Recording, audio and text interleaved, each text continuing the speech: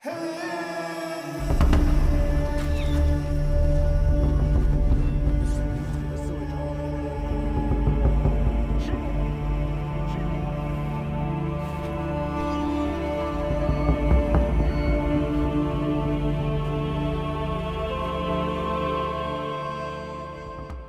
awal kisah menampilkan sepasang suami istri yang dikejutkan dengan adanya bayi yang tergeletak di depan pintu rumahnya.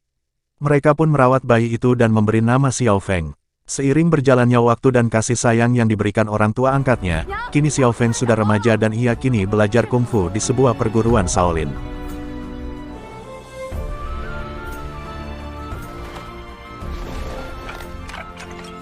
Hingga pada suatu hari, Xiao Feng ikut terlibat dalam penangkapan perampok, yang pada saat itu, ia adalah pengikut kelompok Kaipang yang dipimpin oleh Ma Dayuan.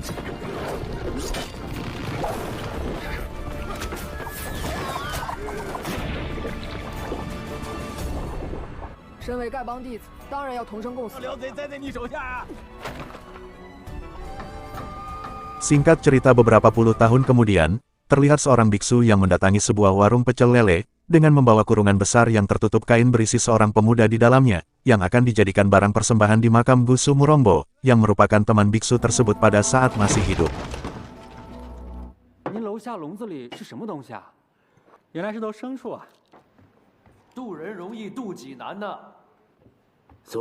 Pada saat biksu itu makan, tiba-tiba dikejutkan oleh pria yang menghampirinya yang juga sedang makan di sana. Pria itu sudah lama menunggu biksu tersebut, yang tidak lain lagi dia adalah Xiao Feng, pendekar sakti sejagat raya yang tak tertandingi oleh siapapun. Tanpa menunggu lama, Xiao Feng bernegosiasi dengan biksu tersebut. Ia menawarkan untuk membayar semua makanan itu, namun ia meminta pada biksu tersebut untuk tidak membawa pemuda yang ada dalam kurungan tadi. Namun biksu itu keras kepala dan menolak tawaran Xiao Feng. Setelah percekcokan mereka selesai, terjadilah pertarungan sengit yang tak terelakkan. Mereka pun adu mekanik dengan jurus dan keahlian masing-masing.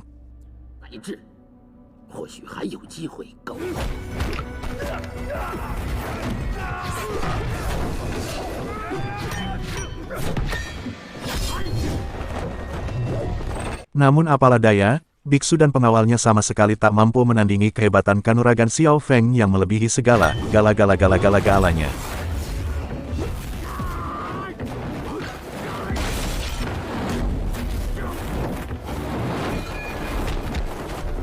Pertarungan pun selesai, biksu itu keok dengan jurus 18 tapak penakluk naga.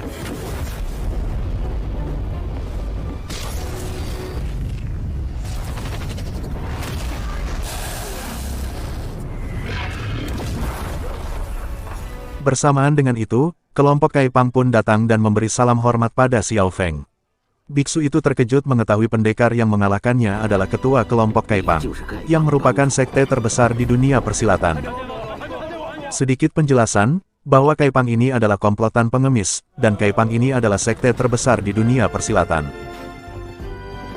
Lanjut, setelah Xiao Feng kembali bersama kelompoknya, mereka disambut oleh kelompok Kaipang lain yang begitu banyak, hingga membuat Xiao Feng bertanya-tanya, "Loh, ada apa? Kok tumben pada ngumpul?"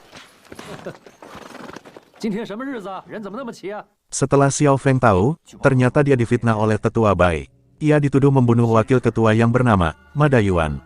Dengan ditunjukkan sebuah bukti surat keterangan palsu oleh istri wakil ketua, tetua Bai membacakan isi surat tersebut untuk memberitahu semua anggota Kaipang. Dengan tegas Xiao Feng membantah tuduhan dan bukti itu, namun anggota Kaipang tidak percaya dan justru membenci Xiao Feng. Terlebih Xiao Feng dianggap berasal dari Khitan, seperti yang tertulis dalam surat palsu tersebut. Jabatan Xiao Feng pun dicopot sebagai ketua, dan dikeluarkan dari Kaipang. Untuk menegakkan hukum yang berlaku di sana, Xiao Feng menusuk perutnya dengan pisau sebanyak 4 kali. Lalu ia pergi dan berkata, bahwa ia akan menyelidiki atas fitnah yang ia terima saat itu.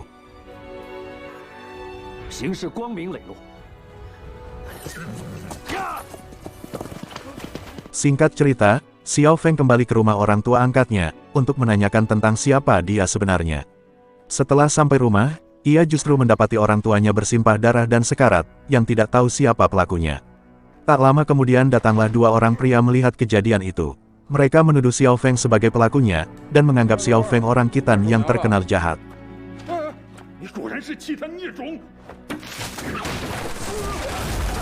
Hingga beberapa waktu kemudian, Xiao Feng datang ke perguruan Shaolin menemui gurunya, untuk menanyakan apakah dia berasal dari bangsa Song atau Khitan. Tak disangka, dia menemui gurunya dalam keadaan sudah tak bernyawa. Lagi-lagi Xiao Feng difitnah atas kasus pembunuhan. Xiao Feng mengejar pria yang melihatnya dan berhasil menangkap di dalam sebuah ruangan.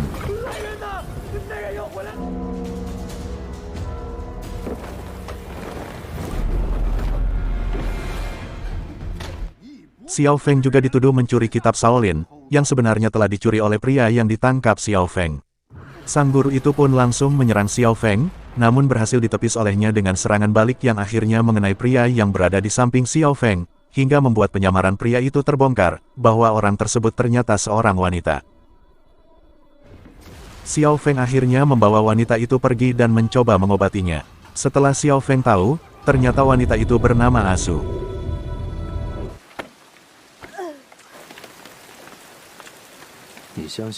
Karena Xiao Feng tak mampu mengobati luka dalam Asu, mereka berdua melakukan perjalanan menuju tempat tabib Xiu, untuk menyembuhkan Asu.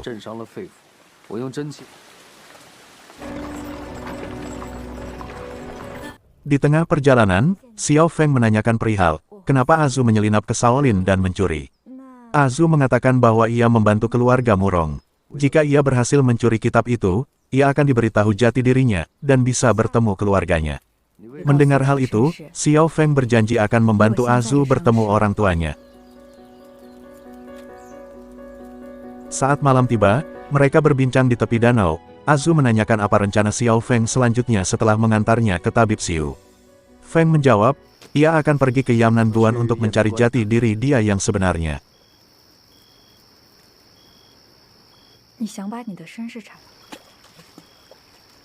Setelah melakukan perjalanan panjang dan melelahkan, mereka pun sampai di tempat tabib yang dituju, di desa Juxian. Yang mana di tempat itu para pendekar Kaipang sedang berunding untuk membunuh Xiao Feng.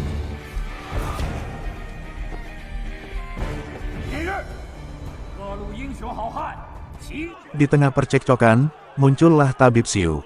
Xiao Feng memohon bantuan pada tabib tersebut. Namun tabib tersebut menolak karena yang membawa gadis itu adalah Xiao Feng, yang dianggap dari bangsa Khitan.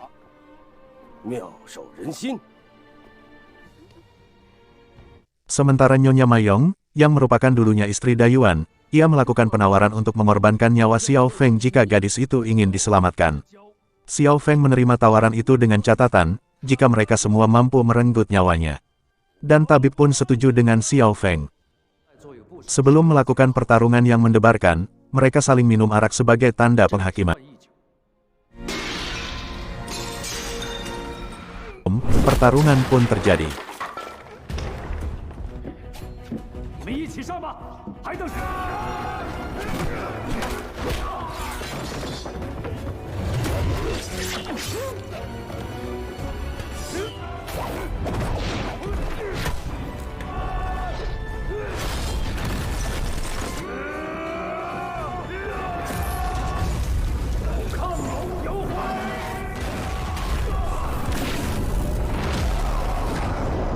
Di tengah pertarungan brutal tersebut, nampak Nyonya Mayong menganiaya Asu. Wanita itu menodong Asu dan meminta pada Xiao Feng, agar Asu saja yang menggantikan nyawanya. Namun tindakan itu membuat Xiao Feng semakin brutal, dengan ilmu kanuragannya yang tak tertandingi dan ajian pamungkas Renka Gunung, ia melibas semua pendekar Kaipang tersebut.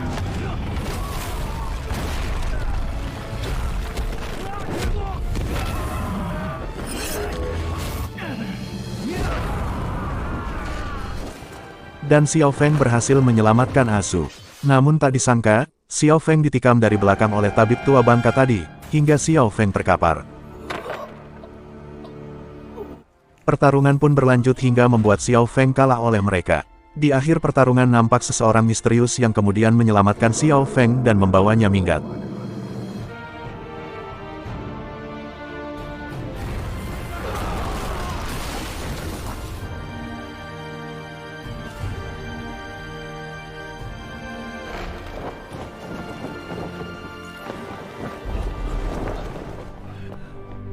Setelah semua selesai, Asu dirawat oleh tabib Xiu yang telah bersepakat untuk mengobatinya hingga kembali pulih. Sementara Xiao Feng dirawat oleh orang misterius yang telah menyelamatkannya. 你究竟是谁？为了个宋人女子，连命都不要了。 Singkat cerita, setelah lama berpisah, Feng dan Azu pun bertemu di suatu tebing. Dengan rasa haru dan bahagia, Azu pun menangis dalam pelukan Xiao Feng.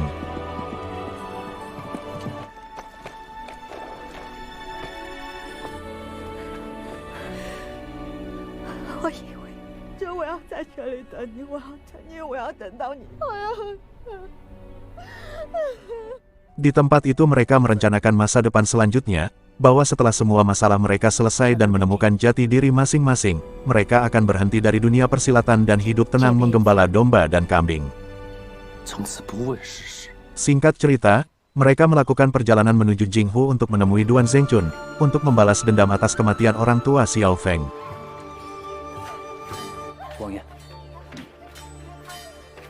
Akhirnya mereka pun sampai dan disambut oleh Zhengchun, dan dipersilahkan masuk ke Jinghu. Namun Xiao Feng ingin menemui Zhengchun pada malam hari.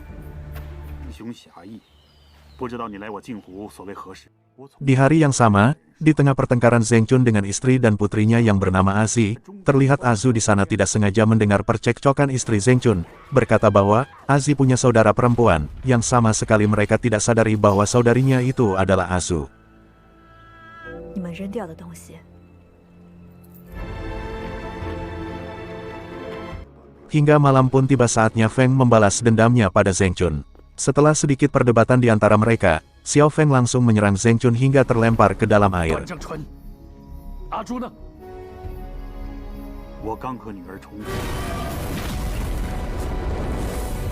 Ia baru menyadari bahwa yang diseng adalah Azu yang menyamar sebagai Zhengchun.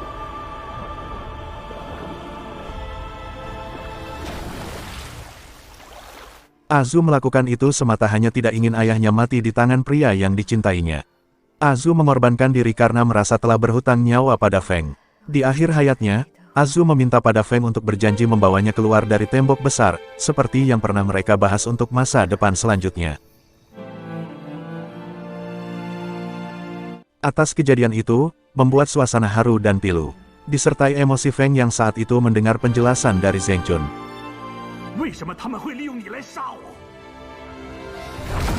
Setelah menerima semua penjelasan itu, Xiao Feng bergegas pergi menuju Kaipang. Di sana ia sudah disambut oleh tetua Bai. Xiao Feng meminta pertanggungjawaban atas tindakannya yang telah memanfaatkan Feng untuk membunuh Zhengchun. Yang ternyata selama ini, tetua Bai dan istri Dayuan telah dihasut oleh Murongfu dari kerajaan Yan. 我14岁就被他抢回来。 Di tengah perselisihan Feng dan tetua Bai, datanglah Murongfu dengan pasukan pemanahnya. Dan pertarungan dahsyat antara Feng dan Murongfu pun terjadi di sana. Sampai pada akhirnya Murongfu berhasil dibuat keok oleh Xiao Feng.